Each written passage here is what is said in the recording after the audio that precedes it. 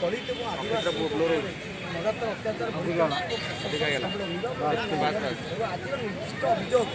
आपणकर कटकर ग्रामांचल पुलिस महांगा थाना अंतर्गत जंकोटी ग्राम अनुसूचित जातिर महिला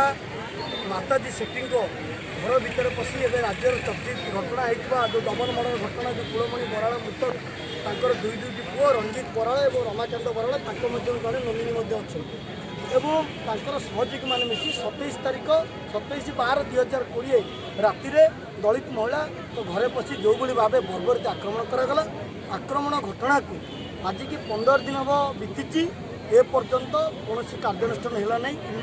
न्याय मिलला ना जहाँफल डबल मर्डर है और जो मैंने हत्या कर हत्या घटना को आम दृढ़ भाव निंदा करुँ सहित दाबी करुँ जी अनुसूचित जाति परिवार उपर जो भाव आक्रमण होती से तुरंत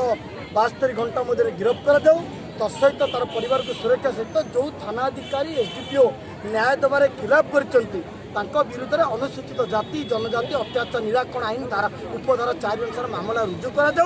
72 घंटा पर जदि पुलिस प्रशासन ग्रामांचल पुलिस जदि गिरफ्त न कर निर्यातनाकारी जे माँ को माता सेठी कर हजार हजार संख्यार डीजी ऑफिस एवं नवीन निवास।